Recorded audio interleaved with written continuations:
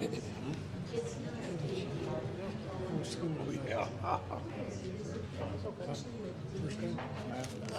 gonna come back on 27. It's just working. All right, man. Good evening, ladies and gentlemen. It is 6 o'clock. I'd like to welcome you here tonight for our August 20th meeting, 6 o'clock. At this time, we will begin our meeting. Item 1 is a recognition, a proclamation observing Litter Awareness Month. And at this time, I will read this and present it.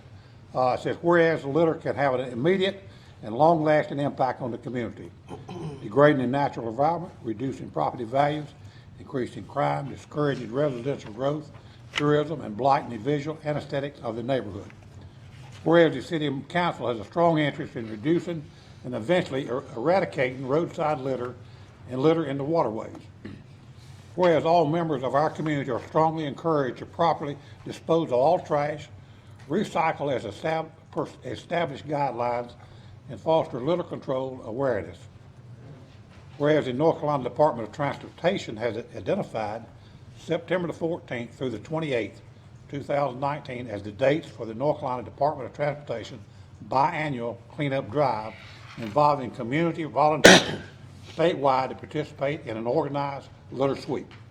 Now therefore, I, Bobby Kilgore, by the virtue of the authority vested in me as the mayor of Monroe, I do hereby proclaim September 2019 as Litter Awareness Month in the city of Monroe and encourage all residents, businesses, and all members of the community, mayor of the city, all members of the community, in efforts to keep Monroe clean and litter free.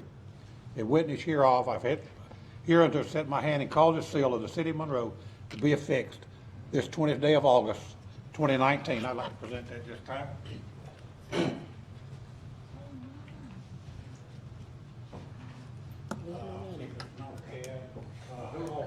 No letter? All the folks on up. Everybody here with the litter folks, welcome. Come on up.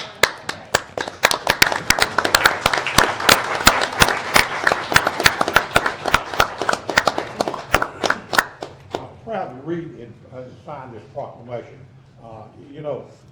And I know you folks have done so much in and around the county and the city. And I just want to thank you for what you've done and what you have done and what you will continue to do. Thank you so much. It's very important to our city and our county and our state for the litter. And we really need to educate the folks and what to do and when to do and how to do. I know most people know, but somehow or another they just don't participate. Need reminders. Absolutely. It's my privilege to present this to you, the proclamation. My. And again, thank you so much for what you do. Oh, you're welcome. Thank you, Mike. Thank you, Mayor. Thank you very much.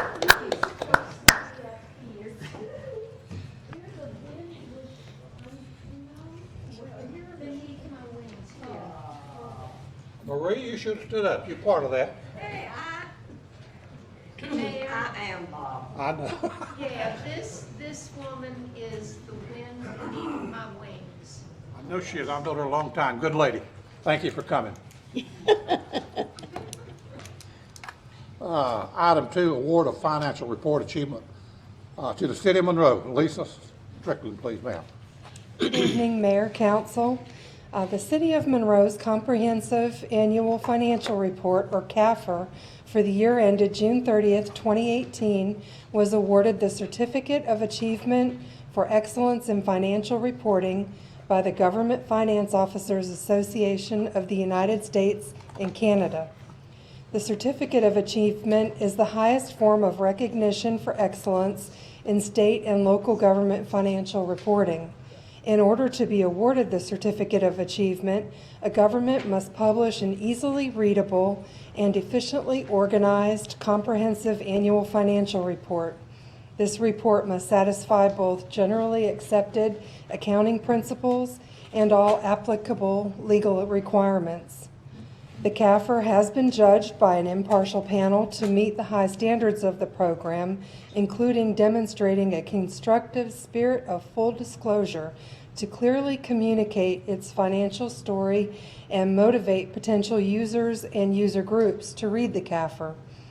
A certificate of achievement is valid for a period of 1 year only, and it is awarded to the department primarily responsible for preparing the award-winning CAFR.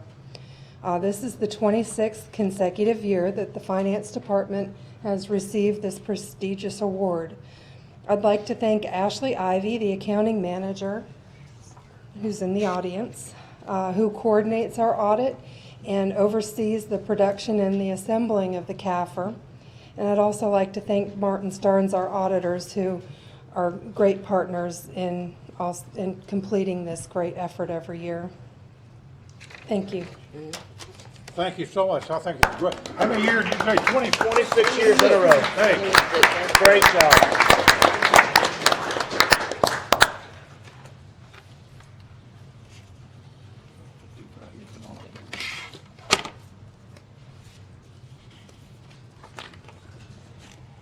next item 3 is public comment period, and I have a few people sign up this time, and I'll take them as they came. Signs, actually, the first one is Ben. Rudy, Ben?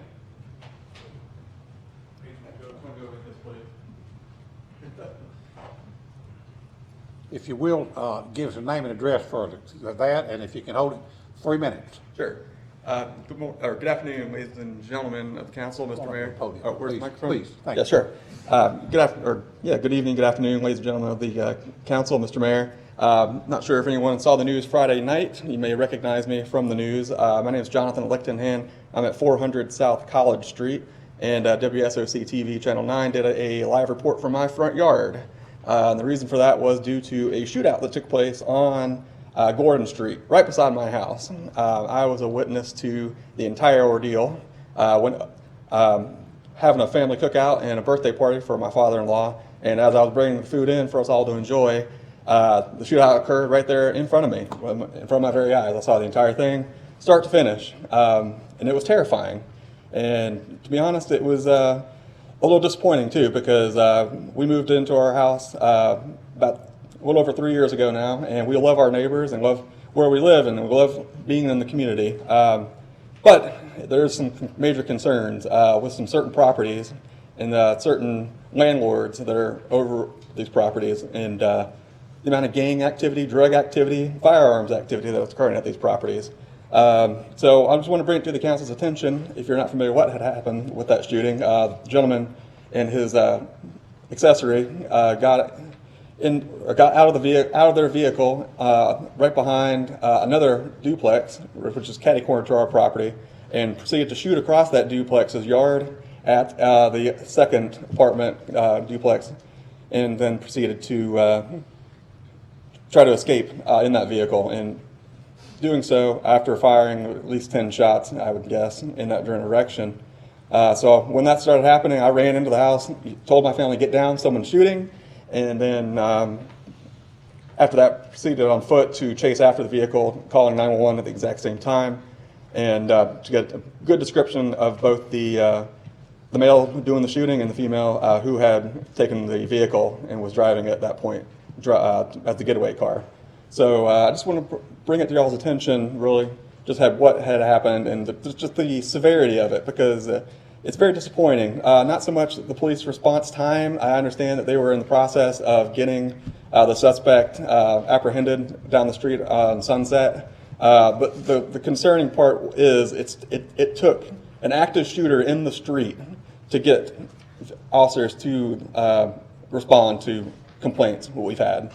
We've called multiple times, once in the last few weeks, just even, where the same property was shooting their weapons within the city limits, shooting maybe at someone, don't know, but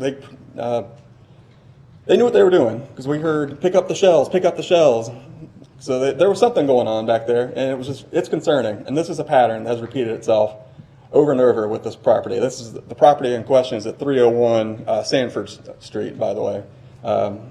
So we're just very concerned, and we're just requesting an extra police presence, some community-oriented policing to be done in the historic district. The historic district is a beautiful area. It's a value that you cannot get anywhere in Charlotte, because first of all, there's not that many historic homes left in Charlotte. Most of them have been bulldozed to make way for new construction that's much larger, that's old. And we want to stay here, and we don't want to move, and we love where we live, and we just want to bring it to your attention, and maybe we can get some changes done.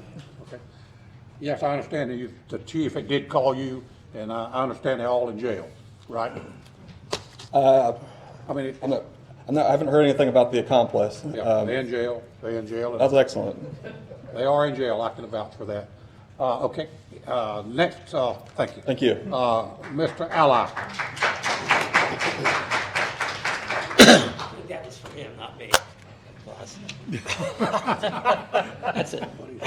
That's it. That's tough to follow. 3 minutes, please. Rich Ollie, 703 South Haines Street, and here in Monroe. Good evening, Mr. Mayor and council members. Appreciate the opportunity to speak here this evening. We all hear negative comments being thrown around, and I dare say that each of us here tonight has probably been guilty of it at one time or another.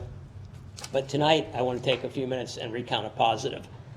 A couple of weeks ago, I mentioned to Mayor Pro Tem Anderson that I thought there were issues plaguing the street I live on, as I mentioned, South Haines Street, which is one of the main thoroughfares coming into downtown Monroe. I mentioned decaying, or what I thought was decaying or neglected infrastructure, the streets and the curbs, tree debris that seemed to constantly lay about, and the abundance of litter tossed out of cars and trucks as they speed by, also thrown around by pedestrians. Excuse me. All of that seemed to be a permanent fixture in the neighborhood. A few days later, I got a call back from Gary, or if I may call him Gary, saying that he wanted to take a walk along the street and observe for himself what my concerns were. We met on a very hot morning last week and walked up and down the street. As we walked, I pointed out my concerns, all the while Gary taking photos and making mental notes. He observed items that I had missed. We picked up on 2 fire hydrants that looked as if they hadn't been painted since they were installed, although I'm sure they had been. The weather around here takes its toll on anything outside. But as a result, here's what happened after the walk. Later that same day, Gary contacted me to let me know all the tree debris had been picked up by the city. The hydrants had already received their first coat of painting, and now they're out there brighter than the sun. And all the sidewalks were going to be swept the following day, all of which was done. One house that had stripped out all the interior fixtures and the windows, leaving it piled up out in the front yard, was going to be removing the items in the next day or so. All in all, Gary addressed all the immediate concerns. I also got a commitment that the cleanup would be placed on a weekly schedule going forward, and that the engineering department had been asked to communicate with DOT some of the concerns regarding the street and the curbing, which I'm hoping is being done. So to me, this exercise proves that taking a positive route and approach can and will get things done and accomplished. I sincerely appreciate the time Gary has taken and the concern he has shown to my interest and the interests of Monroe in general. So thank you, Gary. Thank you. Thank you, sir. Thank you. Ms. Loretta, would you like to speak, please? I never get tired of saying thank you to 3 minutes. all of you for the support that you've given to our organization. I live at 2923 Meadow Creek here in Monroe, and I'm sure some of you are wondering about this tiara. Well, early on in the development process of Litter Busters, I was named the Litter Queen, and it really meant a lot to me, and I wear the crown proudly. It reminds me of where we've been, where we are, and where we're going. I'd like my right-hand man, Mike, to hand out to the council our new brochures. We've really come a long way, and we're excited about what we plan to do in the future. Tonight, I'd like to give a brief lesson to everybody here about how to swat a litter bug. How many of you have heard of the DOT program called SWAT a Litter Bug? It's really a shame. But you know, I've brought with me some cards that have a phone number, and it can really make a difference. We have to start letting people who litter know that someone is paying attention and that one of these days they're going to wind up with a fine. The DOT is only able to swat their hands when someone reports it. But for instance, you're in traffic, you're behind someone, and they're flicking a cigarette butt out on the side. They're throwing their McDonald's bag. You know, whatever. If you can get that license plate, there's a toll-free number to call, and you can also go on the DOT website. So if you have a license plate, you can report this person. And I'd really encourage everybody to do that. It's so simple, and it just creates awareness. We have to get the awareness out there that the citizens are paying attention and our government leaders are paying attention. So I'm going to put these over here. I'm going to give you the number if you want to write it down, 877-368-4968. And that'll get you right to the DOT, give them that license number, and they'll get a nasty letter at least. Thank you. Thank you, ma'am. Thank you.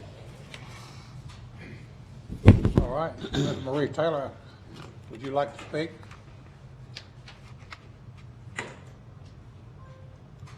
You give us your name and address, please, ma'am. Your mayor and all the members of the city council.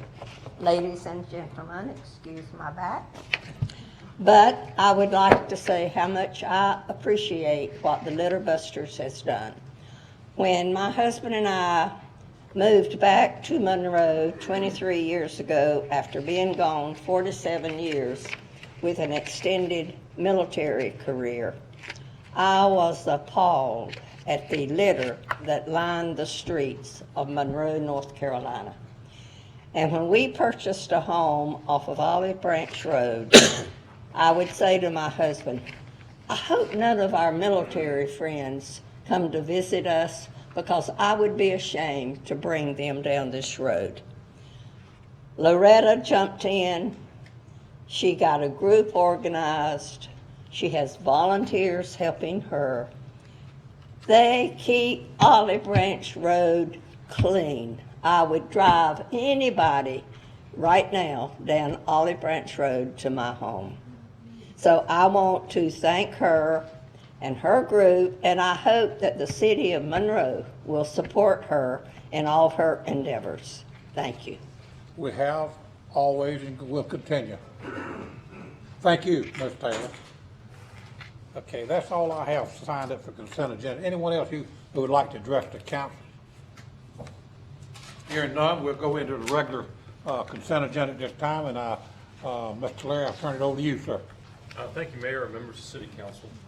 Council uses the consent agenda to consider items that are non-controversial and routine, acted upon by one motion and vote of council. Items may be removed from the consent agenda and placed on the regular agenda at the request of a council member or citizen with the consent of council. The consent agenda contains the following items. Item number 4 is for the purpose of approving the tax settlement, and that settlement be entered in full into the minutes of the council meeting. The total 2018 levy was $20,510,731, and the city achieved a collection rate of 99.14%. Item 5 is for the purpose of approving 3 sets of budget amendments. The first is to establish a picnic table area at Gateway Park in the amount of $14,158.50. The second is amending the adopted fiscal year 2020 budget to provide for increased costs associated with the approved Waste Pro Inc. contract, recognizing the additional revenue that was generated by the rate increase and to allocate funding for the additional staff position, both of which were approved on June 4th, 2019. The third item is to reappropriate funds for incompleted items, projects, and grants from fiscal year 2019 for use in fiscal year 2020. Item 6 is for the purpose of calling 4 public hearings to be held on September 17th, 2019. The first of those is a hearing to consider an economic development aircraft incentive grant to a confidential company referred to as Project X-Wing. The remaining 3 hearings involve rezoning property by amending the zoning map and code of ordinances, section 156.98 and section 156.106. The first of those 3 involves property located at Concord Avenue from single-family residential R20 to conditional district Blue Sky Meadows. The second involves property located on Medlin Road from conditional district 1122 Medlin Road to conditional district Medlin Forest. The third involves property located in the intersection of James Hamilton Road and Rocky River Road from conditional district Fowler Glen to conditional district The Arbors. Item 7 is for the purpose of approving the proposed budget ordinance to close projects for fiscal year 2020. There are 16 projects affecting 5 funds. Item 8 is for the purpose of awarding the Center Theater portable lighting contract to Main Stage Theatrical Supply, Inc. in the amount of $176,193.05 through Buy Board, a cooperative purchasing program that satisfies public procurement requirements. Item 9 is for the purpose of awarding a contract to Subsurface Irrigation that trades as Carolina Court Works in the amount of $147,037. And this is for the Dickerson Center tennis courts. Item 10 is for the purpose of awarding the leaf collection truck contract to Old Dominion Brush Company, Inc. in the amount of $169,635 through the Sourcewell Cooperative Purchasing Program that also satisfies the public procurement policy requirements. Item 11 involves minutes and reports lettered A through K. 11A involves disbursements from City Council's discretionary fund, and there were 2 sets of disbursements.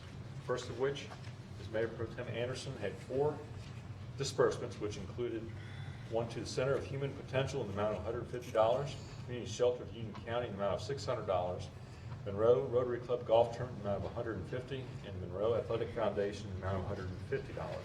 And secondly, Councilmember McGee dispersed funds to Shot Callers Nation Basketball Organization in the amount of $500. 11B involves financial reports for July 2019. And as a summary, I'll highlight several fund balances. The total fund balance is $28 million and change. A few of the subsets of the total fund balance are fund balance reserved by policy, which is currently $10,106,092. Unassigned general fund balance is $4.2 million, and the total assigned fund balance is $2.1 million. There are 10 sets of minutes lettered 11C through J, and 11K is a summary of contracts awarded, change orders approved, and city manager settlement claims. There are 94 contracts for the period totaling approximately $1 million. There were no claims settled during this period. Item 12 is for the purpose of approving budget amendment and contract award to Aquatic Resource Group for the replacement of the whirlpool at the Monroe Aquatic and Fitness Center. Total project cost is $126,000. Item 13 is for the purpose of awarding the final phase of the Get Centered fundraising campaign contract to the Winslow Group in the amount of $55,600 and to adopt a capital project budget ordinance for that purpose. The campaign has received pledges of more than $1.3 million to date.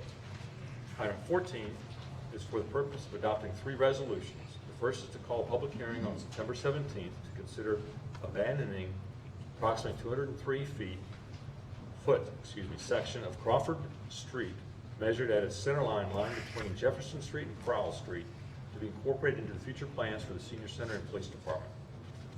The second is to ratify the auction results of a 1600 kW generator that is no longer needed by Water Resources.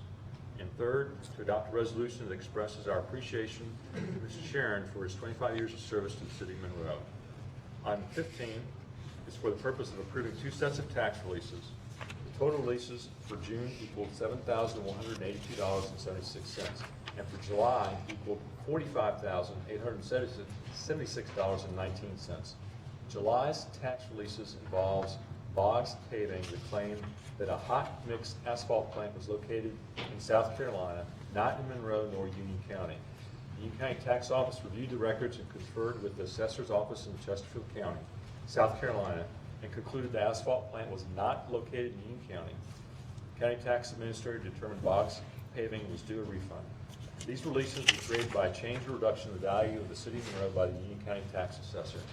Item 16 is for the purpose of awarding a contract for the Windsor Street Sidewalk Improvements Project to Armin Construction in the amount of $391,239. And Mayor, members of council, that concludes my summary of items placed on the City Council's agenda. All right, thank you, sir. Council have any comments? Move to approval. Have a motion, do I have a second? Second. All in favor? Aye. Okay. The agenda is approved, and we'll go right into the regular agenda at this time. Item 17, annexation zoning map. Mr. Doug Britt, we recognize you at this time, sir. Sir, Mayor.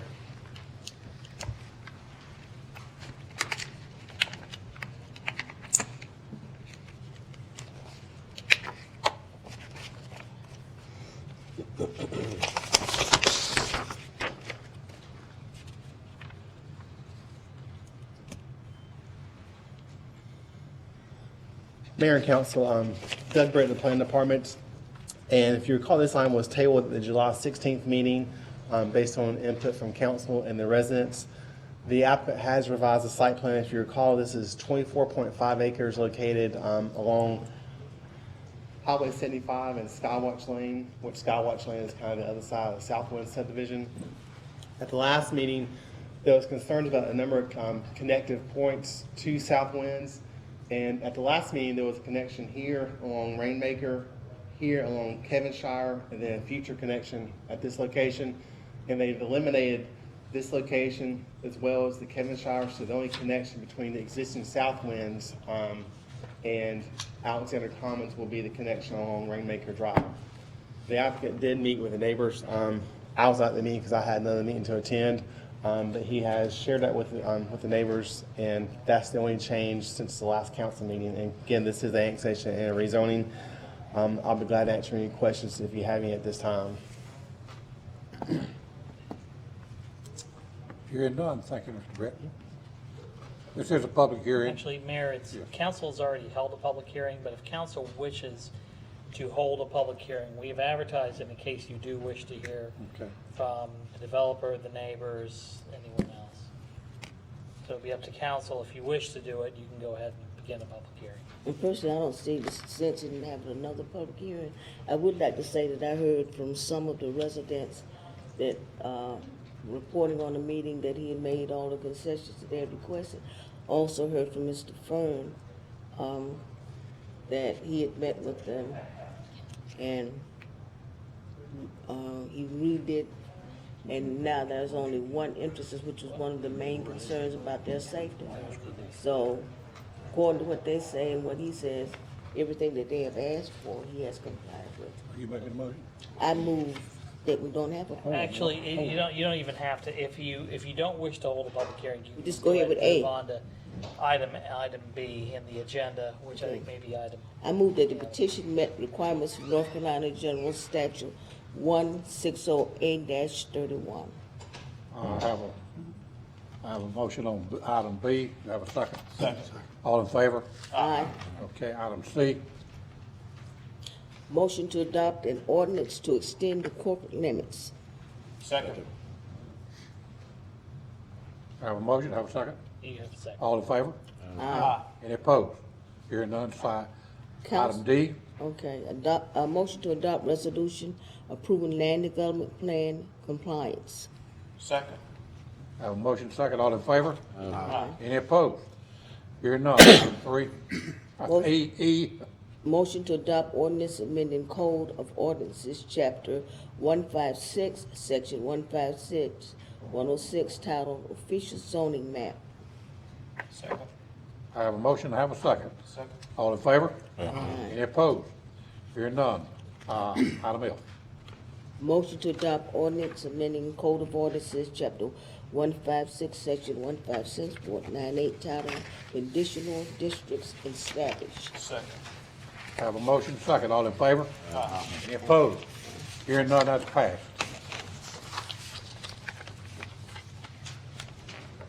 Thank you, Mr. Britt.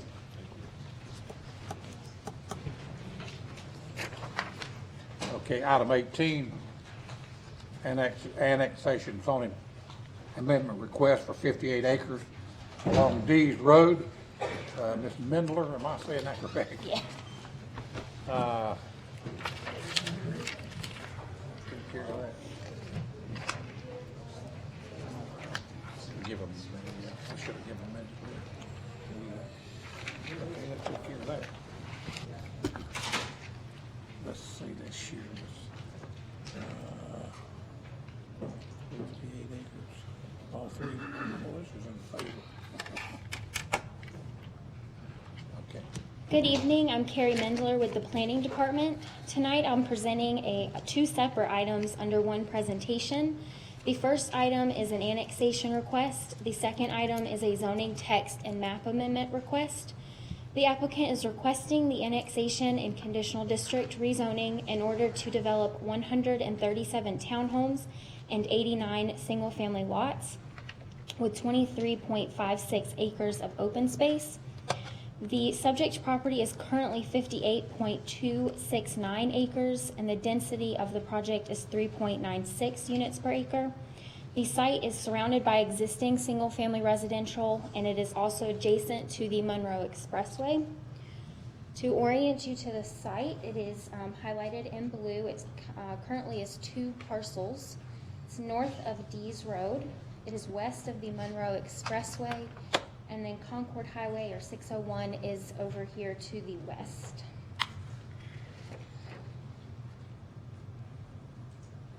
The subject property is currently zoned RA40. As I mentioned, that is currently in the county. The adjoining zoning is R40, which is in the city, and then the RA40, which is again in the county. Again, just to orient you, the site is highlighted in blue. This brownish color is the RA40, which is the county's jurisdiction. This tannish color is the R40, which is the city limits. So this dashed red line is the existing city limits, and everything to the left is in the city limits, while everything to the right is outside. And this pink is Unionville's jurisdiction.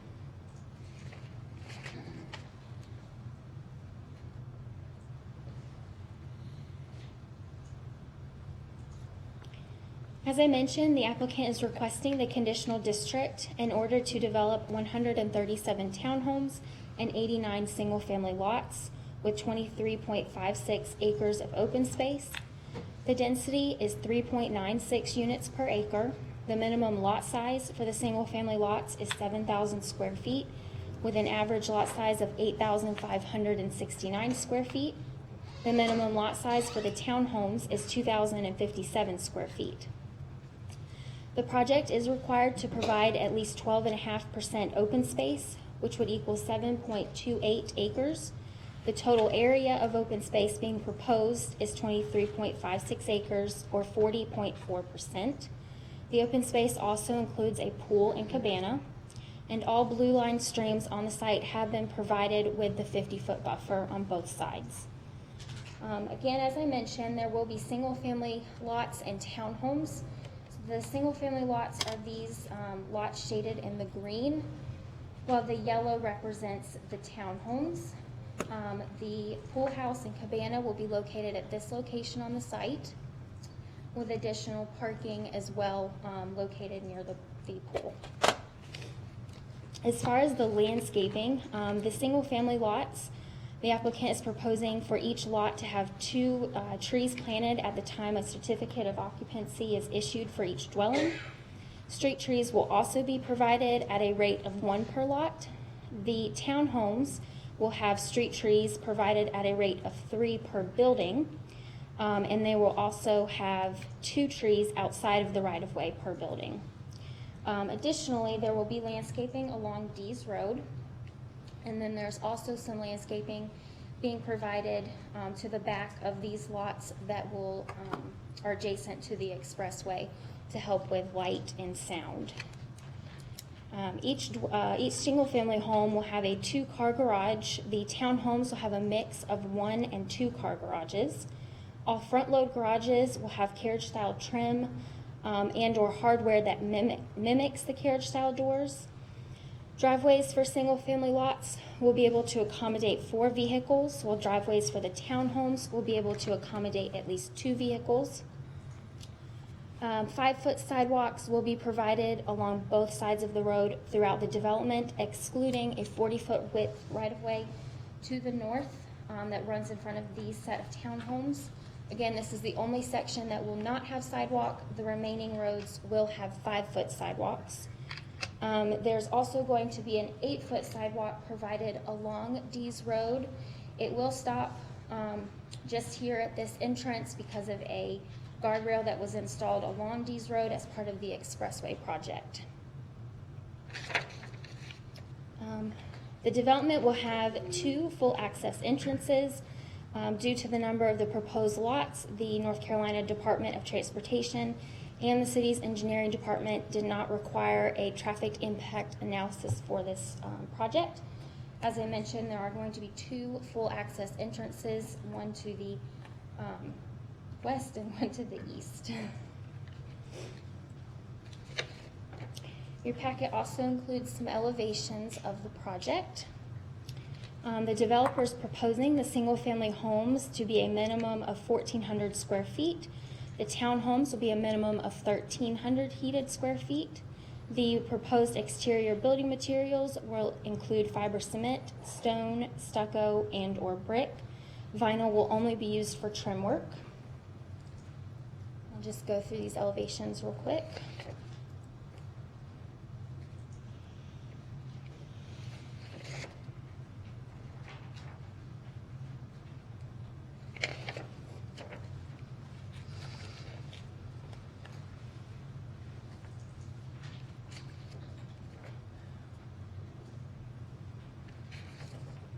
Additionally, in your packet, you'll see elevations for the townhomes. There are a couple different renderings, but this is the general layout of the townhomes. Again, the 2-car garages on the end units, while the interior units will have the 1-car garages. This development does fall within the Unionville Elementary School, Piedmont Middle School, and Piedmont High School for the 2019-2020 school year.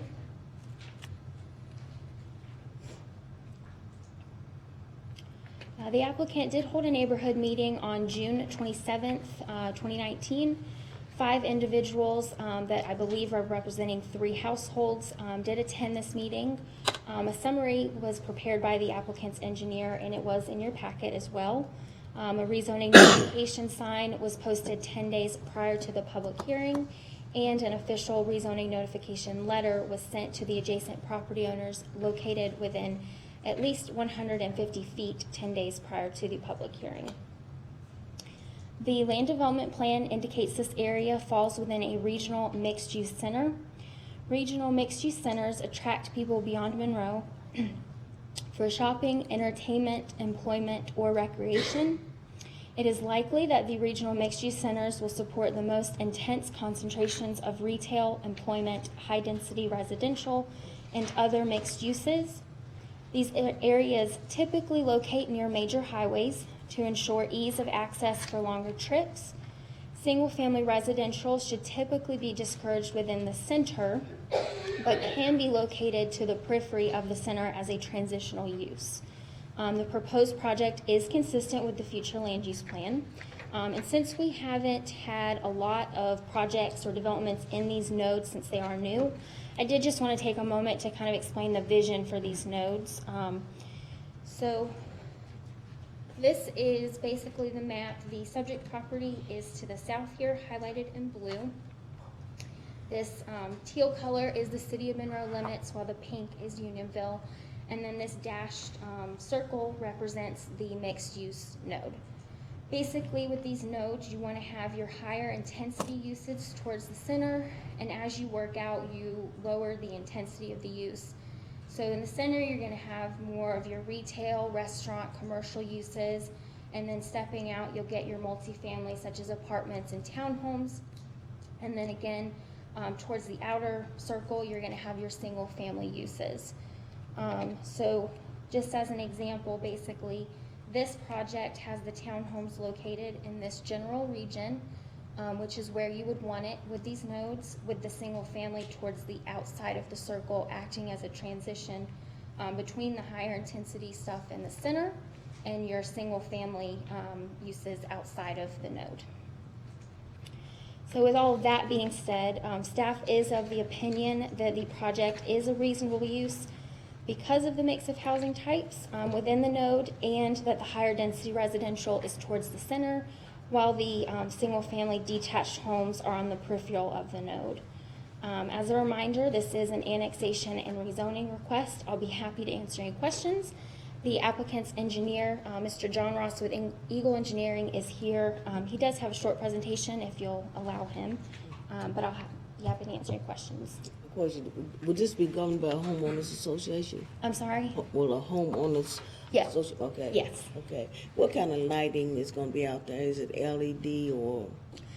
That I'm not sure. We don't get a whole lot into the lighting with the rezoning site plan. I just wondered. Yeah, I imagine there'd be some street lighting, but as far as specifics, I'm not sure. The applicant might be able to address that.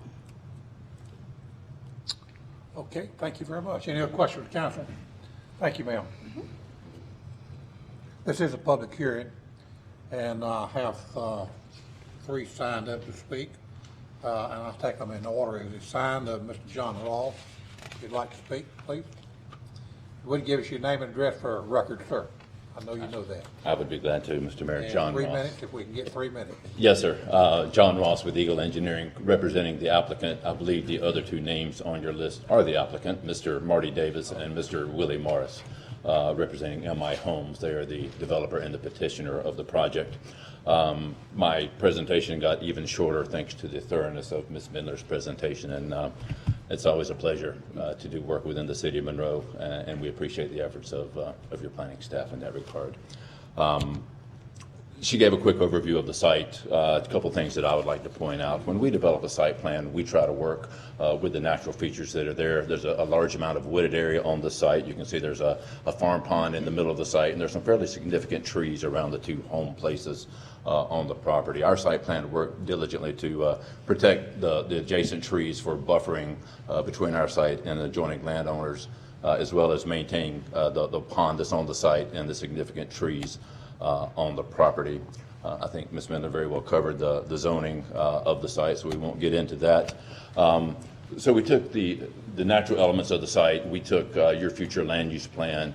Not always does the developer intent and the future land use plan mesh as well as this one has, but as Carrie pointed out, we're working from the center of that mixed-use center node outward with our density. So our townhomes are geared more toward the center of the future land use plan, the regional zone, and our single families are further outside of that region.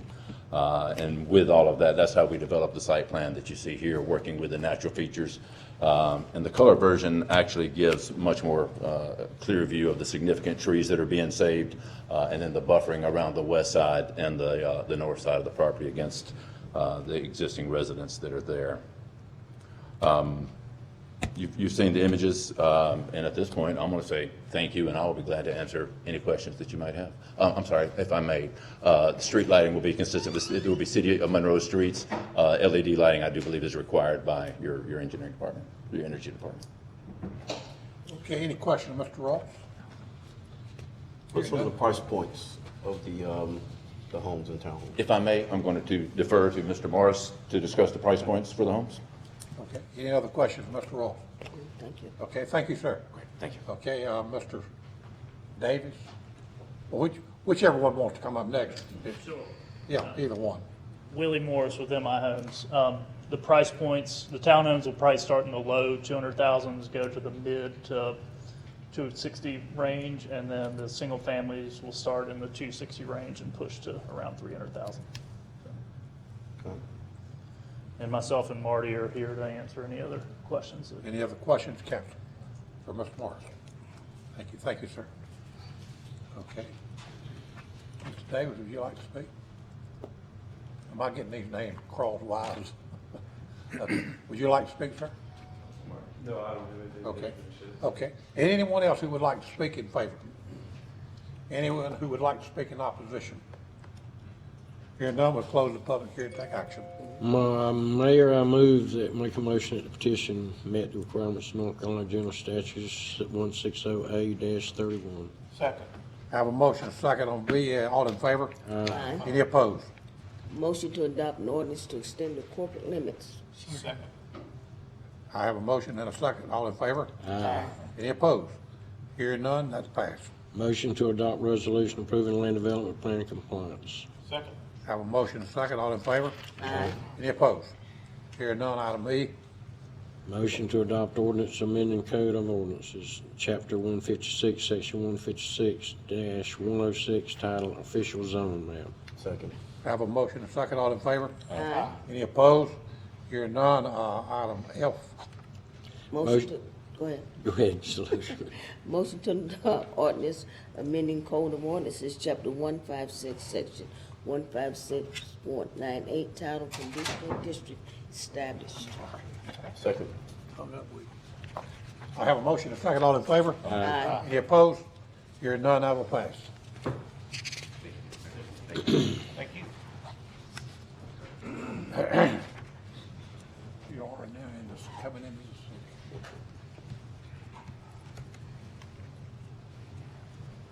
city. Thank you, gentlemen. Thank you.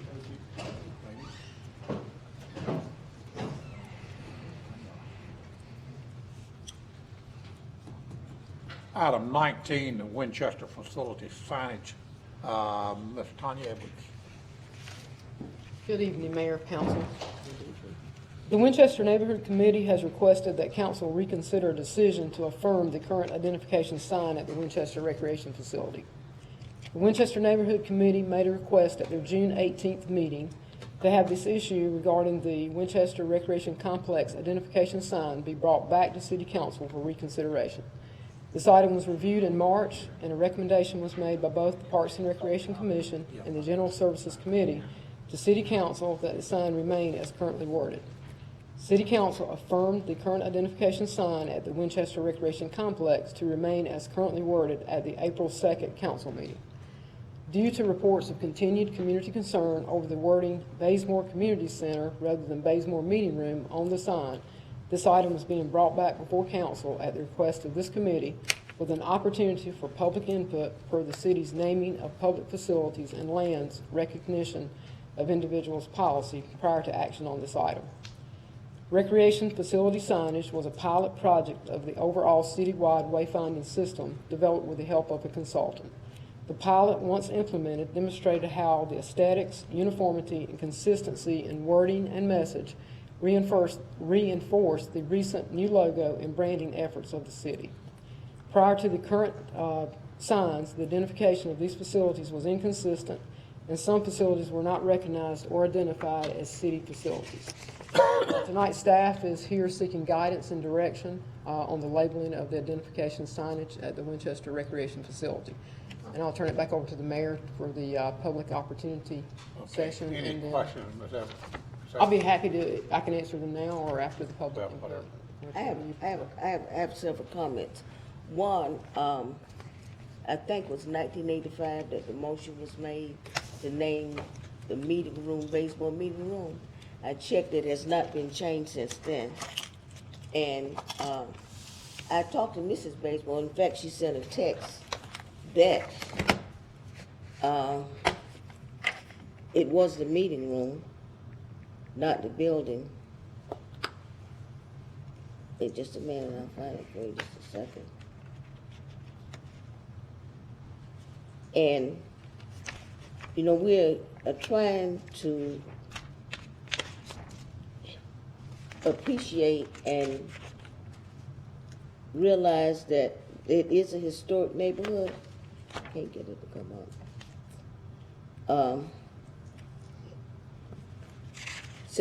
I'm gonna read this to you. Since I was married to Phil Bazemore, I know with certainty that the name of the Winchester Community Center was not replaced to be a Bazemore Community Center.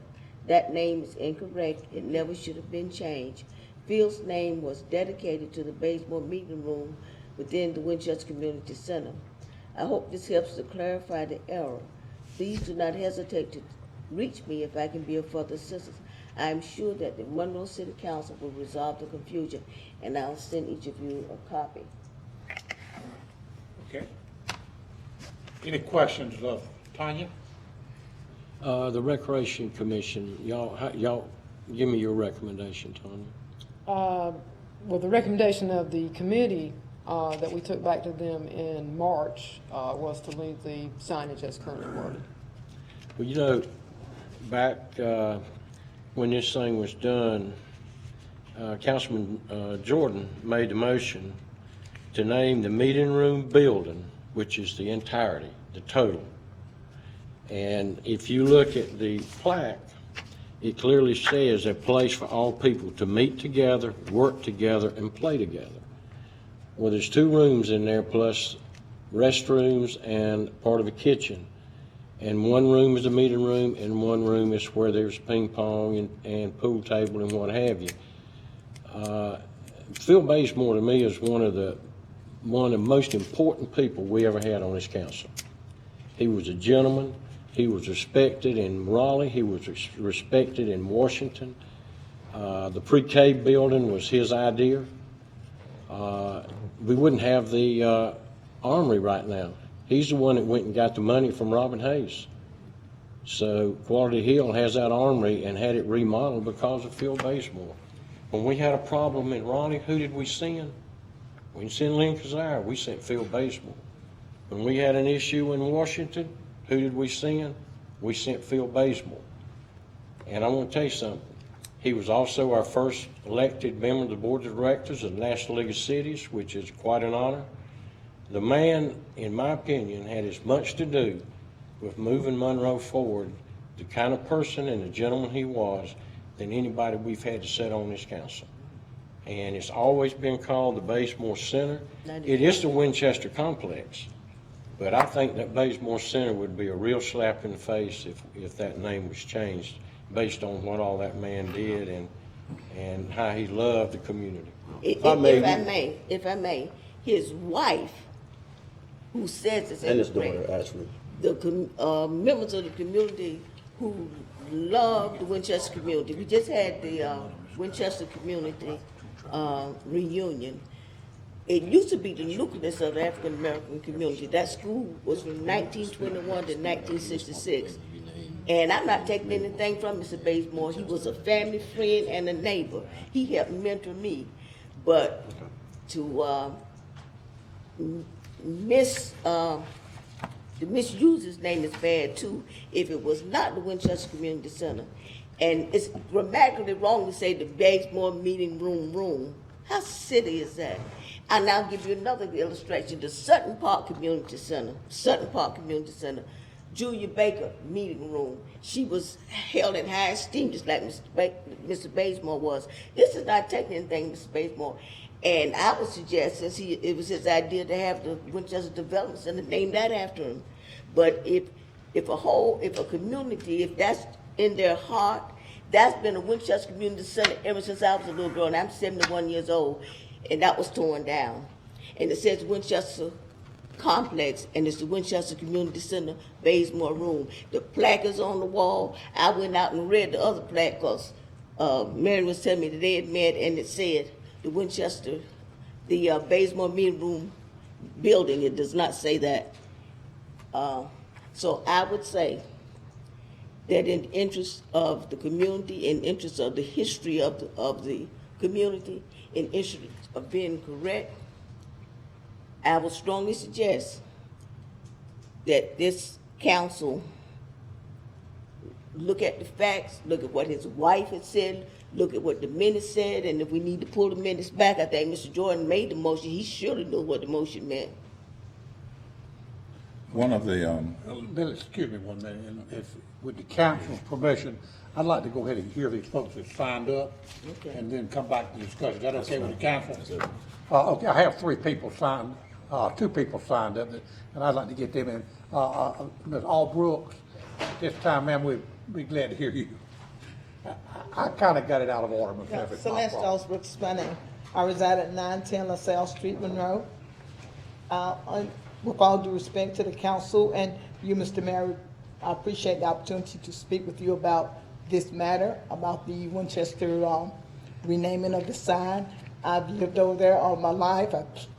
I've played there. Everybody in the community, we're talking about the sign because that's not what we call it to be. It's always been Winchester, the Winchester Center. And when we rode past there and we saw this big sign, nice sign it was, but it's a sign that could easily be changed if it's, to me, a major concern like it is to the people in the community. I don't see how it can't be changed back if it's just a sign, a renaming of a sign. I just thought it would be more discussion if the name would have been changed from the Winchester Community Center to the Bazemore Center. We just rode past there and there was a sign. I don't recall any discussion about it. No disrespect to Mr. Bazemore. I'm sure he was a great man. But with all due respect, we look at the center as the Winchester Community Center. It means something to the people that live over there, the name itself. And just to take it away, name it another name, I just don't feel like it's right. And so I'm here to express my concern about it. I would like to see it changed back. Even if we had to have a fundraiser or whatever to redo a sign. I mean, that's how passionate I feel about it. So, Thank that's you, all I have ma'am. to say. Thank you. I have Mr. Autry. Recognize you at this time, sir. If you will, name and address, please, for the record. My name is Tony Autry, and I have a business at 704 Walkup Avenue, right at the corner of Morgan Mills and Winchester. And I'm coming about the Bazemore, the room there. The community is a great community. And not taking anything from Mr. Bazemore and what all he had going on there. But now the community would like for it to be the Winchester Community Center, and I think that'd be a good thing for the community because we got new people, new generations and come about now, and it makes a good thing for the community that they come forward and to change the name, and I think it will help out. As far as, because I know it as the Winchester Community Center, and my brother was married at Church of God 23 years ago. So I'm familiar with that area, and I think it will help out with a lot if we keep it, or change it to Winchester Community Center for the community. Thank you. Sir. And I'll just comment, we're talking about the community. I'm not surprised there's not more people in the community here. I'd like to hear what the community has to say, We've heard from two, and of course, I'm certainly we're gonna hear some more here, in a minute, but that's my theory. I'd like to hear from the community. But anyway, I'm through. Who's next? Mr. Jordan, recognize you, sir. I thought you said you had 3 people. I know. Somebody else. I missed. There was someone that had signed up inadvertently, and they crossed their name off. So the mayor saw 3 on that were. A woman had marked out. I remember when this was going on, and it was a source of controversy to name the meeting room after Mr. Bazemore. And the mayor at the time talked with me and wanted to get me on board with the naming. And there were several people from the community who called me, and they were not in favor of naming the meeting room after Mr. Bazemore. But after talking with George Miller, George put together a committee of people, and Miss Annie Cherry was one of the people that he had on his committee. They came up with suggestions of names that other people from that taught at Winchester, the names of some of those individuals who might be put on other buildings there. I know one I remember distinctly was maybe the gym being named after Mr. Chase. The building where our 3-year-old Head Start program is, there was a name that he had given for that. The old building that was used for Head Start, there was a name that had been given for that. I know that Ms. Gerard had told me that she did not want, at the time, she did not want the pool named after Mr. Gerard because she was always afraid that the city might fill the pool in and it would no longer have a significant value. So we were looking at maybe some office area in the gym that we could name the Robert Sherrard office area, or maybe the ceramics building, because he spent a lot of time there in his last days. And maybe even the ceramics room itself, maybe naming that after Miss Bell. The significance, in my opinion, of having that appropriately named, the Winchester Center, is that if you name these other buildings, and hopefully one day we'll think of an appropriate name that we can put on the new Winchester Center, not Winchester, but the new Head Start building that we've got on Winchester. And maybe one day there will be a name that we can put on the early Head Start building, the first part of that complex that was built that faces over on Fairley Avenue. One of the other reasons that it's important to me that we hold out that Winchester name as the center itself is because there had been talk one time about putting a playground over there where the ballpark is. And a lot of people don't know the significance of that ballpark that's there at the Winchester Center. I can remember riding through Newtown on Friday nights and Saturday nights, and I was small at the time, but you would see those guys out there, and they would be smacking that ball, knocking out windows up there in Winchester. And there was a gathering place for our community because we weren't welcome nowhere else. We had teams, there were teams there that were from different areas of Union County, and there were teams that came in from other small cities and counties. But it was some source of recreation and a source of pride for our community. And they came to the Winchester area. And I think that if we're going to rebuild that area, that we need to build it from a source that everybody's familiar with. And I think that it will do the entire community good and do the entire community proud. And again, I don't want to take anything from P. Bazemore, but the meeting room was named after him. And as we name other buildings over there, we need to have a name that encompasses what that entire area is, which is the Winchester Center. And again, that's how I remember all of this happening. And it was a lot of controversy because I had people from the community that did not want me to vote to do this. But at the time, I was a young council member, and I was led to believe that, you build consensus by sometimes giving in and doing the bigger thing.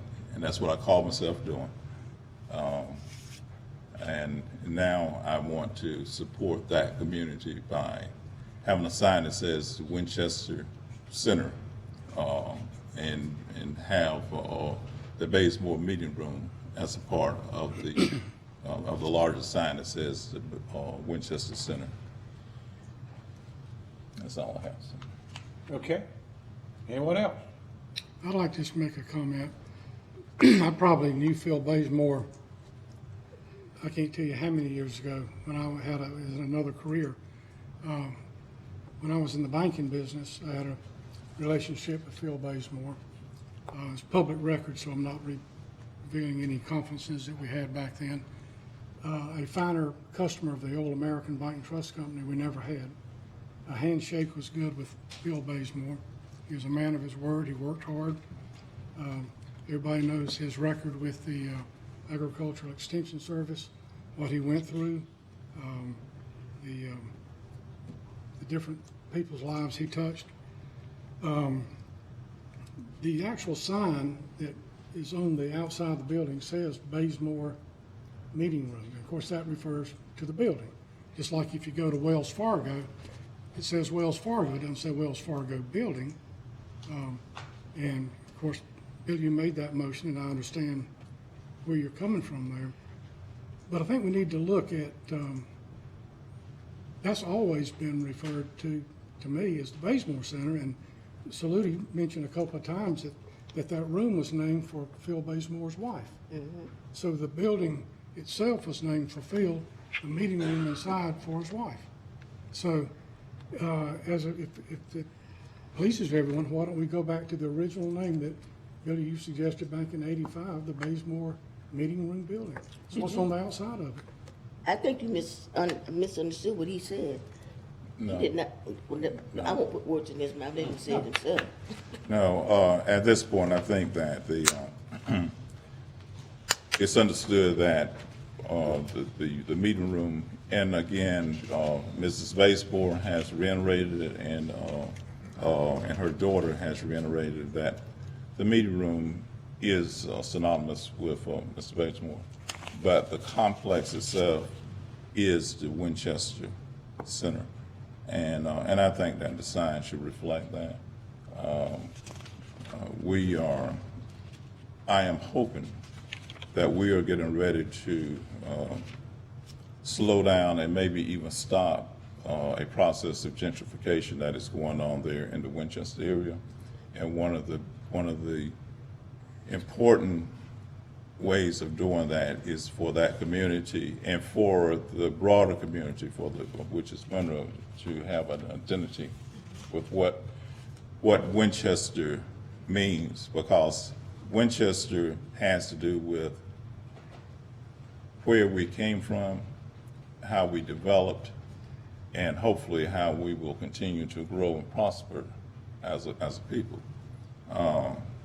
And I think that for our young folks and for other people that are trying to help us save that community, that having it identified appropriately is the best way for us to go.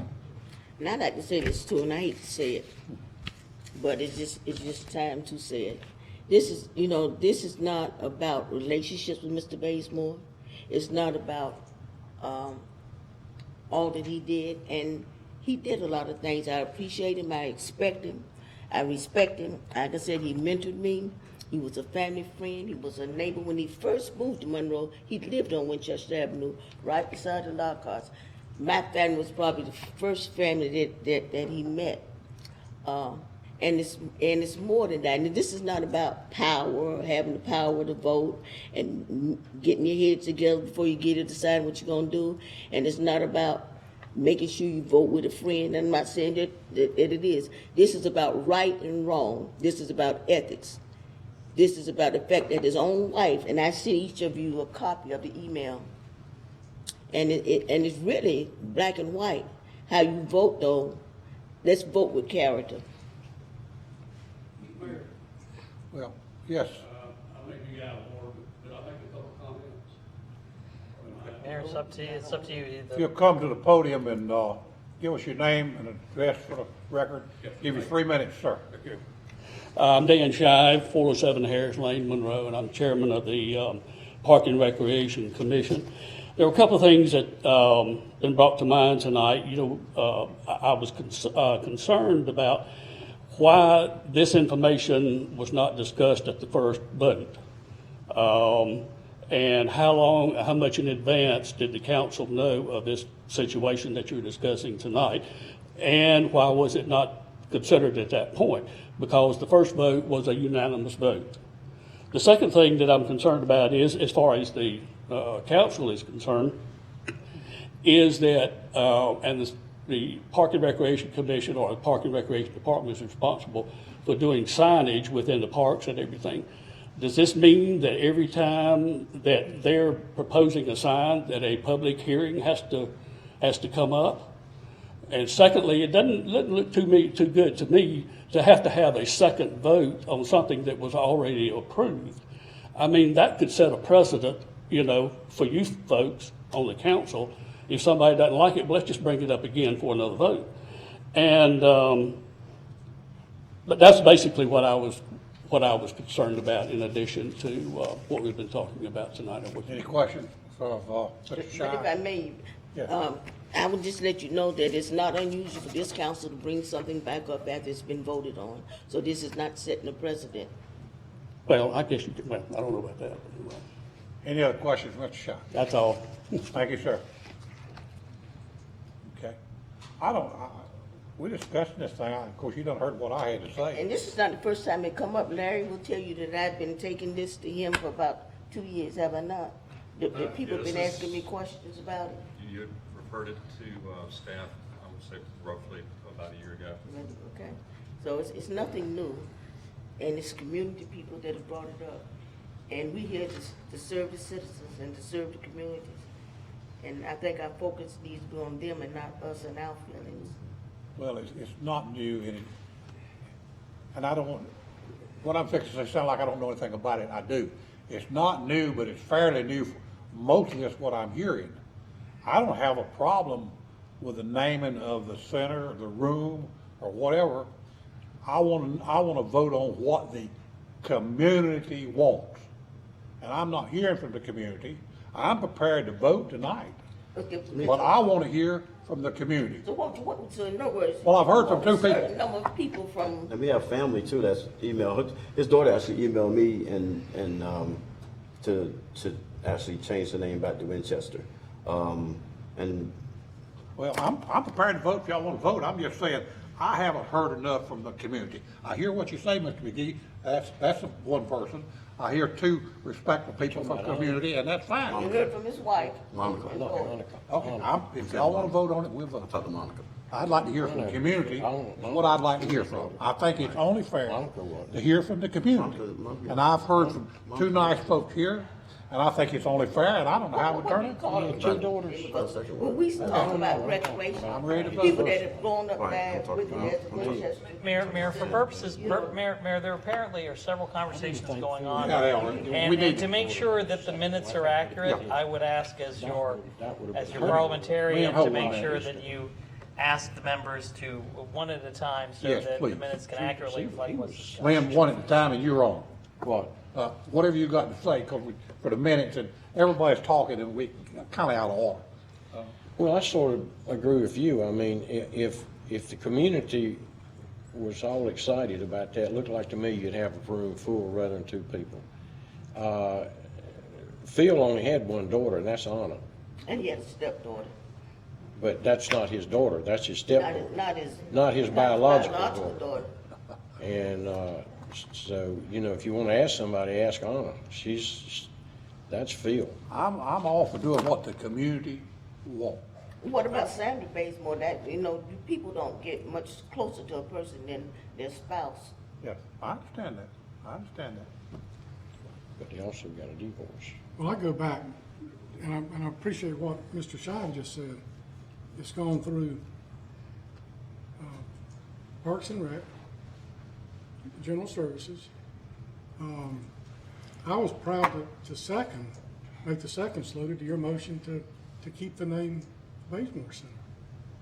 And I never made a motion to keep it You Bazemore. did, that was on the consent agenda, and you made the motion to accept it, and I seconded it. Oh, to set the consent. So, I'm proud that I was a second. Let me ask you this: you were in the meeting when the committee was bringing it forth, and I remember you saying, "I don't see what the big problem they would change." No, because I had been told, and you were misinformed, because you were saying that room was not, that had always been the Winchester Center, and that was not the case. It has always been the Winchester Center to me, and I grew up there, was born on the street, went to school there 12 years, and all of that time, from 1953 to 1965, it was a center. Now, I lived there. You probably drove through there. No, don't misunderstand me. I'm referring to the building where we have those meetings. Matter of fact, when Billy said, "Would I like to be on that committee?" And I was happy to be on it. And I said, "Where do we meet?" You know where I was told? Yeah. The Bazemore Center. Because that's where we are meetings, that's where the Bazemore meetings, Bazemore meeting. So that's what everybody, when you're talking about the Winchester Center, you're talking about the entire complex. When we This say is the one- Winchester Community Center, we're talking about the community center. If we say Winchester Gym, we're talking about the gym. If we say Winchester Ceramics, we're talking about ceramics. Well, I make a motion that we table this to the next meeting where we can get I have a motion to table to the next meeting. Do I have a second? Who made the motion? Oh, Mayor. I'll Mayor. second. I have a motion and a second This is really ridiculous. to table till the next meeting. Why are we tabling it? I don't know, you I have to think the have. mayor was wanting to get more input from the community. That's where my motion came from. But we were at the meeting, the subcommittee meeting, where you heard from the community about what they wanted to do. You don't remember? Frankly, that was one aspect of the community. Many of the persons that were at that meeting, there's people that maybe that have moved to Stewart Park that don't live there. I don't live over there, but I still have members and I still know what the name of the Okay, center I have a motion and a second to table it to the next meeting. Call for the vote. All in favor to table to the next meeting, raise your hand. 1, 2, 3, 4. The ones opposed to. No surprise.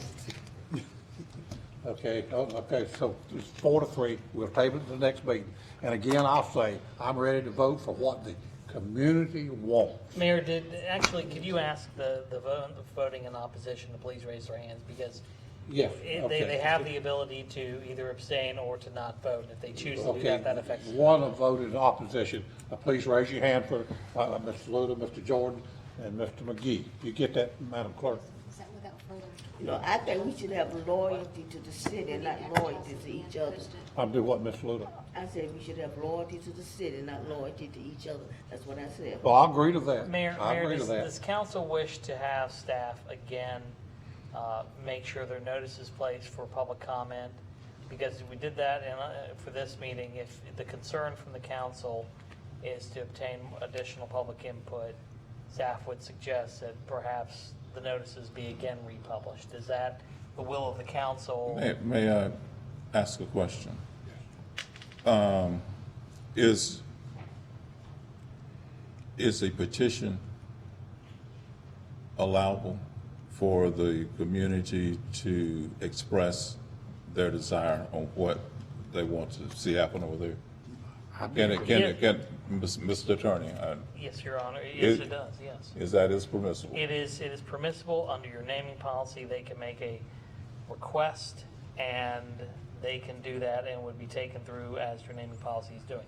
However, where you are at this point is you already have one process being acted upon from the request of the Winchester Committee, I believe, and at the request of Councilmember Anthony. So you have one going on. If members of the community wish to provide their own requests for naming, they can do that as well. The reason I'm asking, the mayor is saying that he's not hearing from the community. I think that if a petition could be put together that people from the community could sign along with their addresses, and you may want to look at even the geographical area you want to cover, because this is not something that just impacts the people who live down Winchester, or the people who live on Board Street, the people who live on English Street, people who live on Adams Street.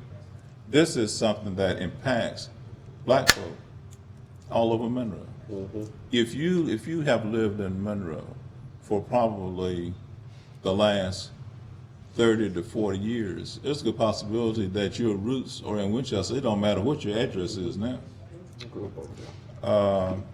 So I think that the people who have a kinship to Winchester should be allowed to sign the petition and have that petition presented as an official document, so that anyone who's got doubts about what the community feels will know what the community feels. Councilmember Jordan, just to make clear from the policy, it does say preliminary consideration proposal can be made by any citizen.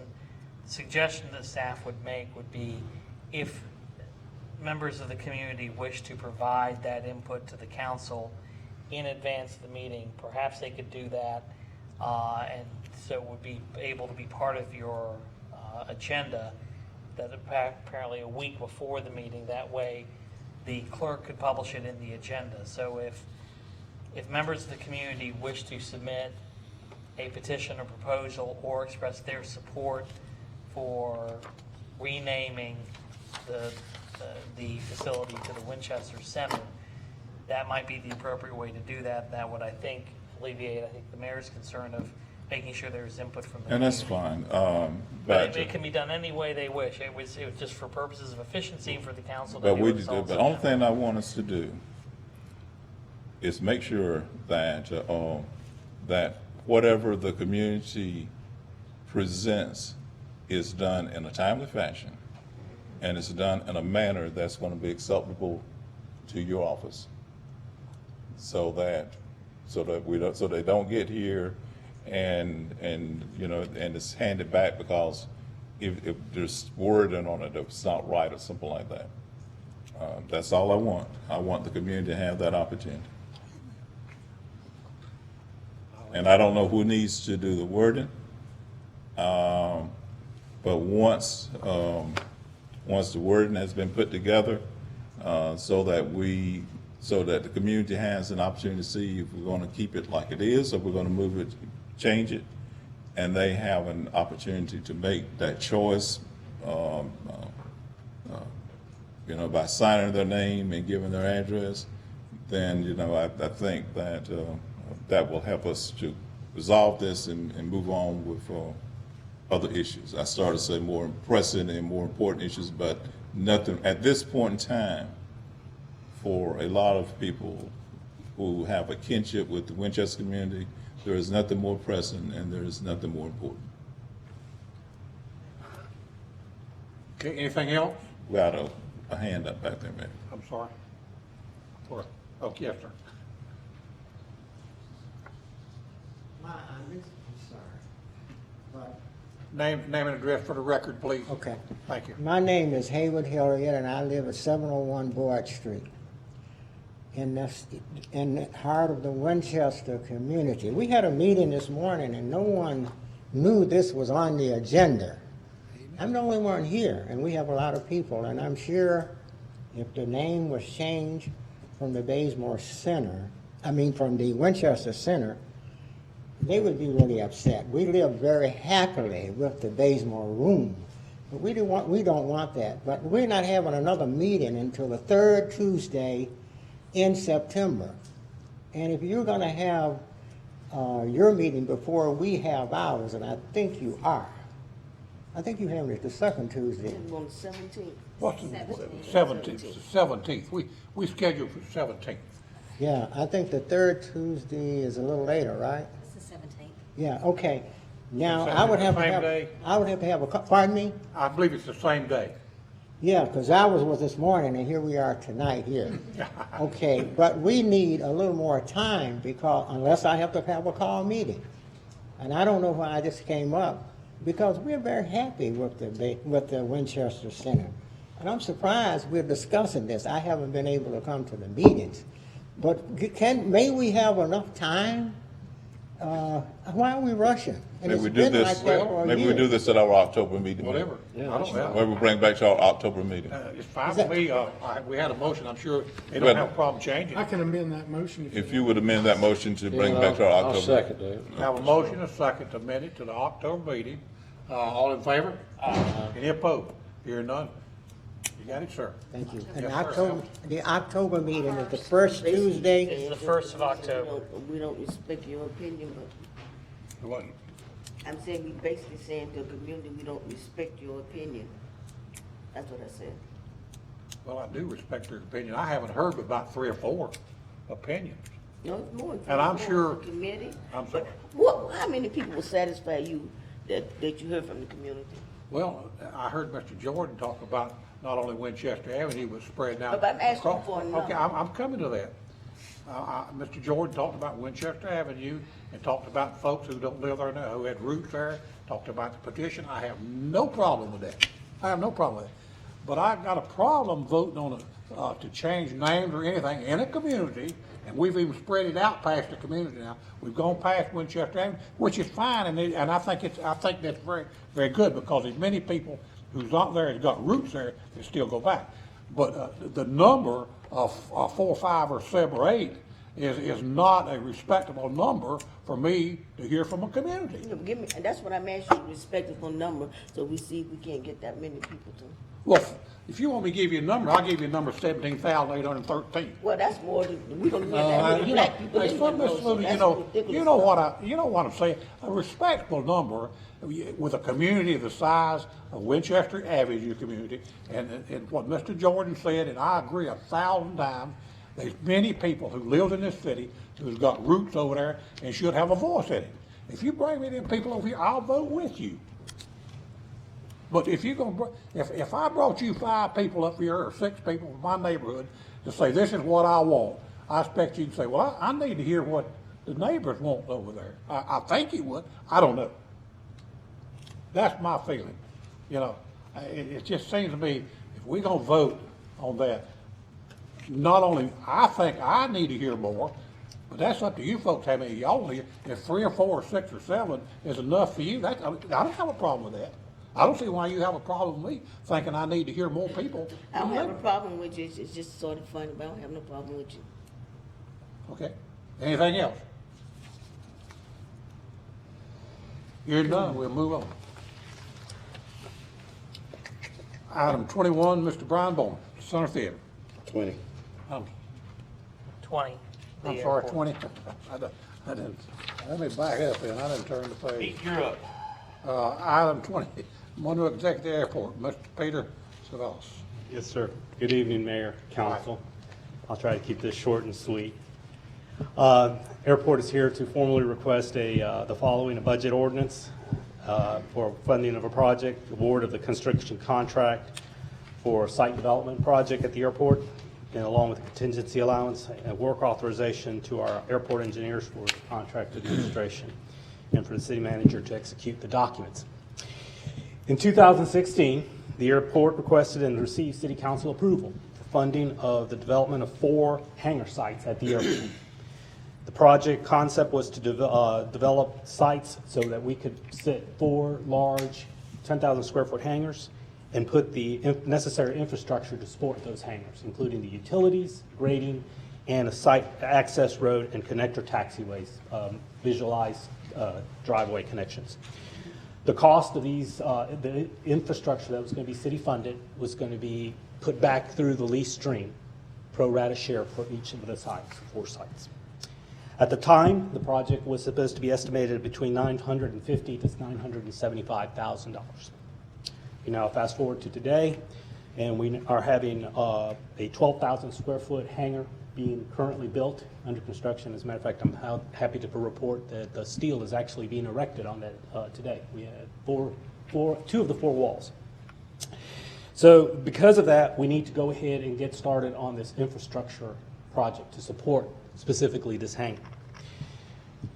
We had bid openings, and we had 2 qualified bidders. Unfortunately, one of the bidders removed their proposal because it was due to mathematical errors and omissions.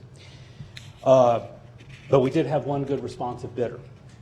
And Talbert and Bright, our engineers, reviewing the bid package, said that this is a good bid package and recommended award a contract. However, the bid amount was for $1,803,900, which exceeds the original engineering estimates. And the reasoning the engineers gave for the higher amounts was due to the current construction climate, that there was abundance of construction needs that exceed these resources, current contractor resources. What the airport engineer proposed is a reduction in scope of work to release the contractor to do just those items in the overall scope of work that would support specifically the hangar that's being constructed right now, the 12,000 square foot hangar. He also recommended that he would negotiate with the contractor to reduce the scope of this work so that we could do it within a more reasonable amount of money. Through the negotiations, the airport engineer was able to reduce the scope of work to a contract amount of $1,292,564. Staff also requests that Tauber and Bright Ellington, our airport engineers, be authorized a work authorization for a not-to-exceed value of $255,068.27 to provide the construction administration services for this project. Because of the need to move forward on this project, there is a funding gap that needs to be addressed. Currently, the formally assigned fund balance for the airport grant acceptance has a balance of $639,652. Staff recommends transferring $550,000 from the city's formally assigned fund balance for airport grant acceptance to provide the needed funding and include that small contingency of $2,368 for the project. Now, it is important to note that we are trying to complete this project by the end of the calendar year for two important reasons. First of all, the airport and economic development staff are working together as a team to base a major tenant with a multi-million-dollar corporate jet at the airport. And I am working with Aviation Jet Charter Transport to relocate 2 turboprops and 1 jet from the Charlotte Douglas Airport over to our facilities to begin air charter services at our airport. The expected investment from both operations is anticipated to be close to $20 million in taxable assets, and along with increased activity and revenues for the airport. Again, I'm here to request formal approval for the capital project budget ordinance, contingency allowance, award of construction contract to J.D. Goodrum, and award Tauber and Bright work authorization for contract administration. I'm here to answer any Question, how much money is in this contingency fund that you want to transfer from? It's $639,600. No, the fund that you're talking about transferring 500,000 from, you've got 600,000 now. You say you need to transfer 500,000 from contingency fund. That's how much is in that? How much total is in that fund? Lisa, how much is in the fund?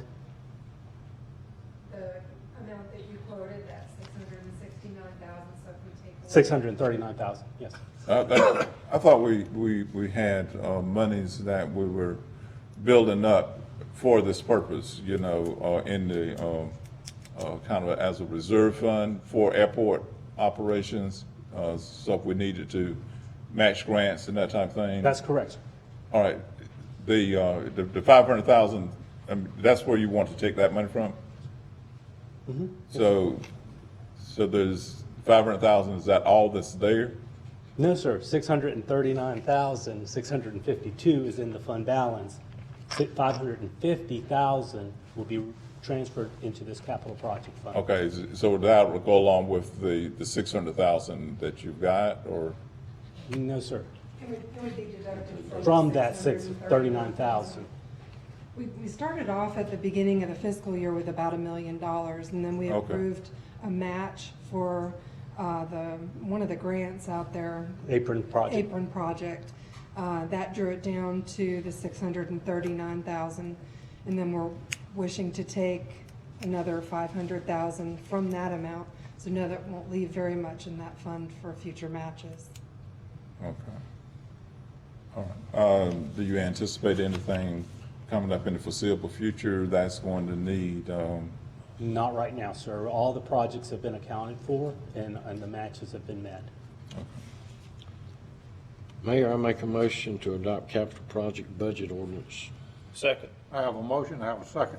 All in favor? Any opposed? And Hearing none, that'll pass. motion to award construction contract to J.M. Goodrum. Second. I have a motion, a second. All in favor? Any opposed? Hearing none, that'll pass. Item C. Motion to approve contingency allowance. Second. Motion second, all in favor? Any opposed? Hearing none, Motion to that'll pass. approve work organization with Talbot Bright and Ellington Incorporated. Second.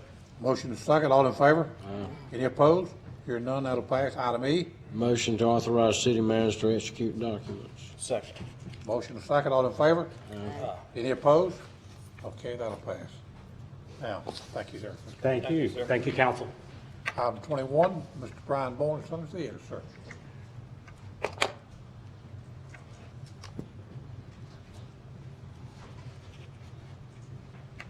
Good evening. Good evening. Just an aside or a note before I get started, I was in the Center Theater earlier today. Work is progressing very nicely. They have all of the scaffolding that was in the auditorium out, so you could actually walk into that room, and the ceiling's done. You see the vents, the lights, and everything. It's quite transforming to be in that space now. So if you haven't been in, go and take a look. They're putting the plaster on the proscenium and up at the front of the stage, painting.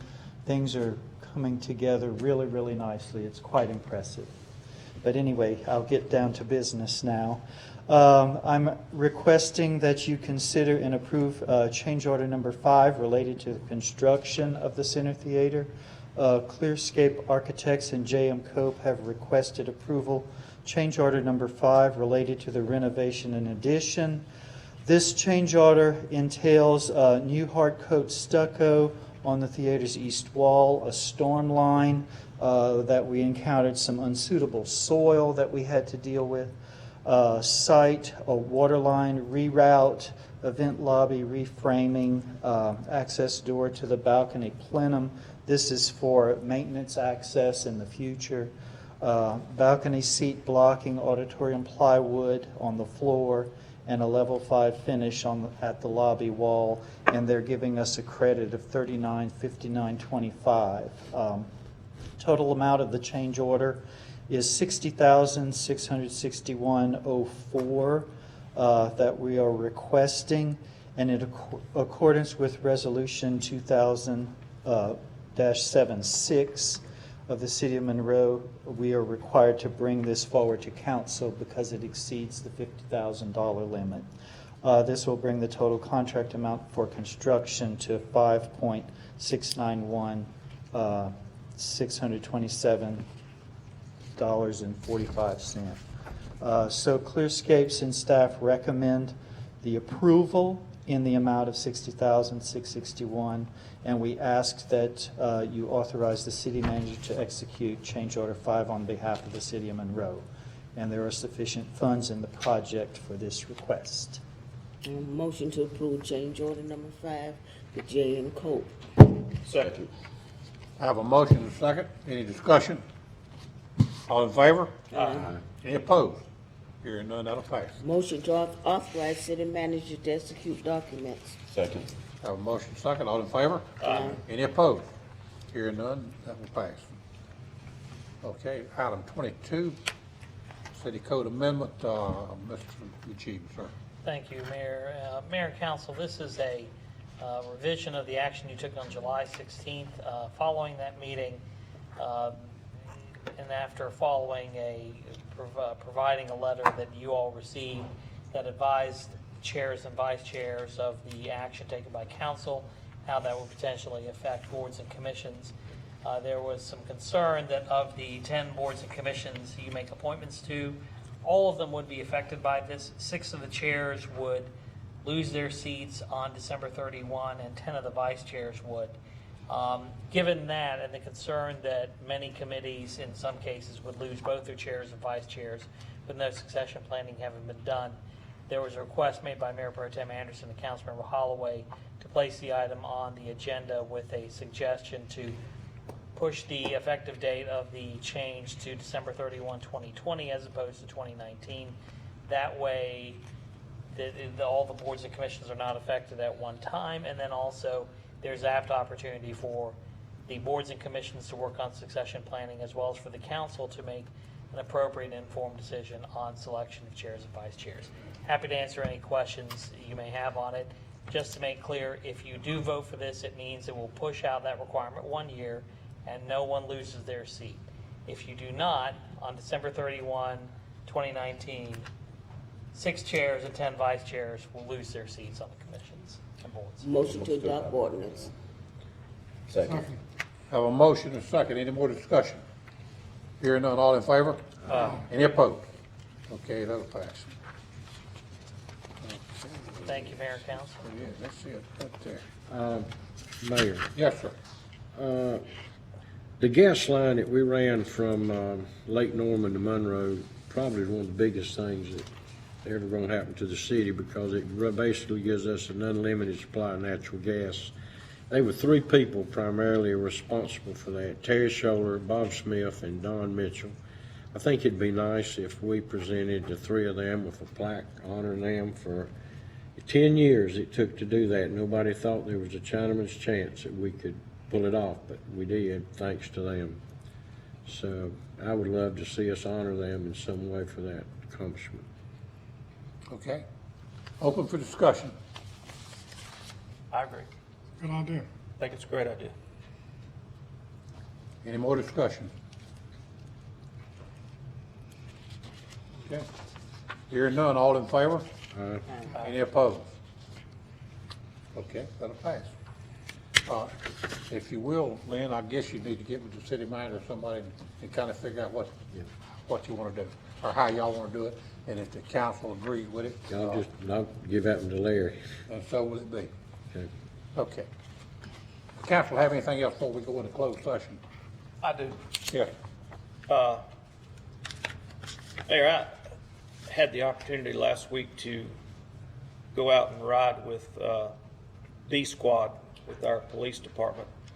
I spent about 6 hours during the late night hours riding with them. And I just want to say that they are truly doing a great job of proactive policing. They're out there and they're not waiting on calls. They are proactively responding and looking for the criminal element to take those people off the streets. I also know that D Squad encountered a very horrific accident this week. And I just want to thank them along with fire and EMS. I know that was tough. It's tough to see that, especially when it involves a fatality that takes a toll on our officers and our public safety people. But they continue to do their job, and they do that job with professionalism and with courtesy and with ethics. And I just wanted to acknowledge that I appreciate what our public safety folks do on a day-to-day basis. It is noticed, it is appreciated, and it is witnessed. Again, you can't get more witnessing than to do a ride along and see it for yourself. Mayor, I want to echo that for our people in blue and also for the fire department in red and white. I don't think any town's got a better group of officers and firefighters than we do, and I respect them and just thank goodness that they do the job they do. Okay. Anyone else? Well, bringing that up, All right. you had public safety, what is today? We had it Monday. We had it Monday, and I am so impressed with the camps that the fire department and police department both had to touch the youth of our area, showing them that fire and policemen are here to help. Not, you wouldn't believe the attitude of some of these children, how it changed according to the people that spoke. So I think we all need to give them a pat on the back, because these people worked really hard for these camps. I attended the fire camp up there and could not believe the amount of activity they had going earlier in the summer. So it's not just one camp. The police, I think, had 3. Fire had the one that lasted about a week. So they're busy not only serving and protecting us, but they're also busy changing people's lives. So kudos to them. Accredited fire, accredited police. Very few communities have both. Very proud of them. You know, with the police department, to be accredited, we have to meet 497 standards. That's thousands and thousands of documents and pieces of paper that it takes to be a nationally accredited agency. And when I think about our fire department, there are under 20 fire departments in North Carolina that are nationally accredited, and we are one of those. And I think that stands about as tall in recognition as you can get. Yeah, and I'd like to add that on the fire department. Of course, I echo everything that's been said, but also the fire department is rated Class 2 and across North Carolina, and I don't know the number, but I can tell you it's very few fire departments is rated number 2, or better than number 2. So of course, better would be number 1, but that's where they stand with the fire department. Of course, they're accredited too, do a great job, and again, you know, for that rating number 2 across North Carolina is really exceptional for Monroe. Okay, anything else? Any council have anything else before we go into closed session? Do I have a move to go in closed session? Actually, I'll could read you- it. could Somebody please, gotta read please it. read the motion that's in your agenda. Someone could do that. Go ahead.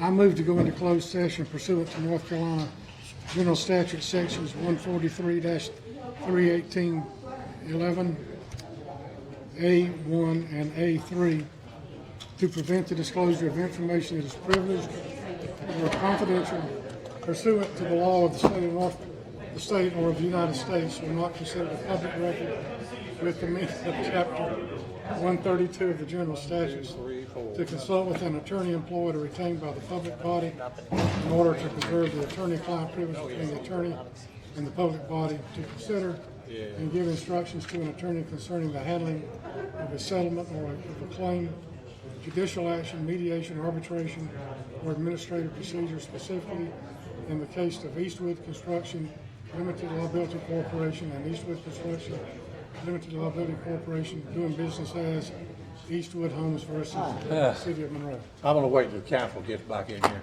You need a second on that motion, Mayor. I know, I'm waiting until council comes in here. Thank you, sir. Appreciate it, Captain. Take a break. Yeah, thank you, sir. Mayor, the motion has been seconded. You can Have enough to vote on. We're All right, I have a Actually, no, motion you and a have, second. Mayor, they have not been excused, so if you have a vote, all the Okay. votes are Oh, yes. Okay, well, that'll be a.